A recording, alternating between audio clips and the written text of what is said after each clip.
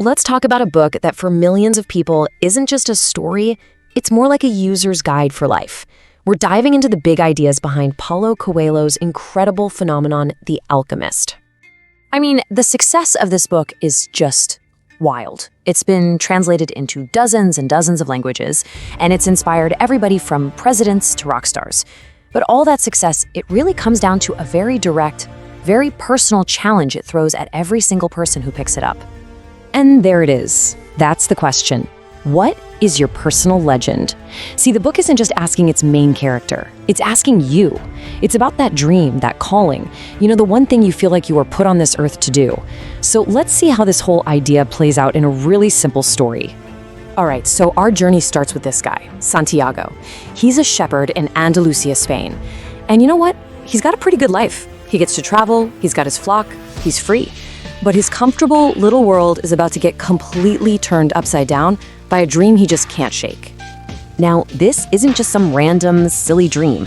In the world of The Alchemist, this dream is his call to adventure. It's like the universe itself is whispering to him, pointing him toward his true purpose, his personal legend. He can either ignore it, or he can answer the call. And this is really the foundation of the whole book. Santiago realizes that his life as a shepherd, as good as it is, has become, well, predictable. But this dream, even just the possibility of it coming true, suddenly makes life exciting again. It gives it meaning. It's the chase, the pursuit, that really matters. So just as Santiago is wrestling with this whole dream thing, a mentor figure appears, seemingly out of thin air. This is Melchizedek, a mysterious old man who calls himself the King of Salem.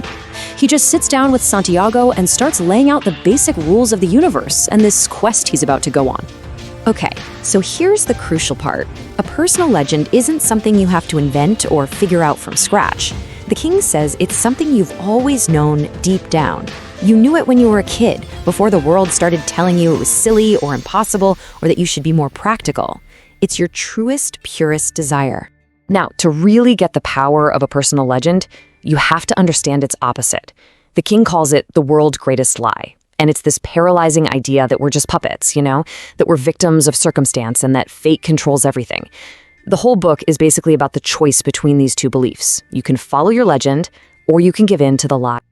Before he leaves Santiago, the king tells him this amazing little story about the secret of happiness. So a boy is told to walk through a beautiful palace holding a spoon with 2 drops of oil on it. The catch? Don't spill the oil.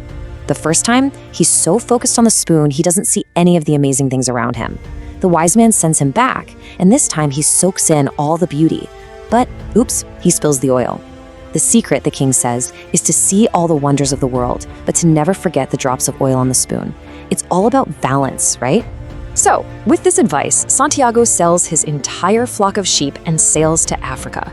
He's feeling hopeful, he's ready to find his treasure, and then, almost the second he gets there, everything goes completely, horribly wrong. He makes a new friend who turns out to be a thief. And just like that, every penny he has is gone.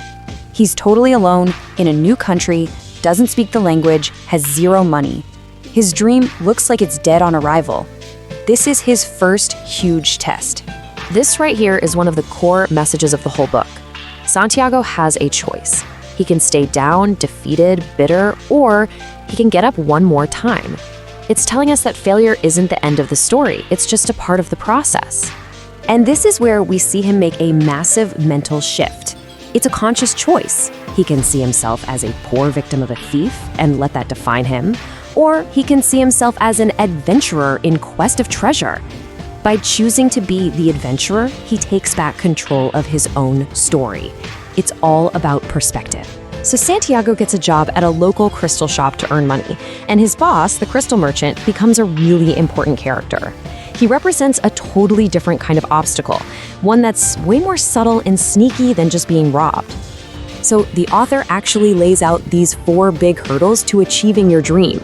Santiago's already faced down number 3, the fear of defeat. But the crystal merchant? He's completely stuck on the last one, and it's the most dangerous of all, the fear of actually succeeding.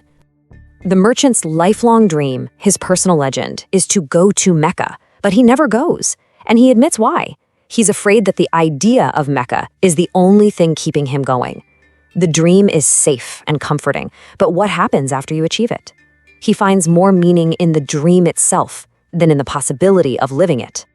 And this moment just puts everything in perfect contrast. After working for a full year, Santiago has saved up enough money to go home and buy twice as many sheep as he had before.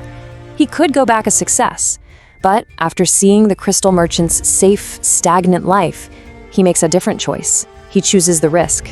He chooses the journey. Santiago cashes in all his earnings and joins a caravan heading across the massive Sahara Desert.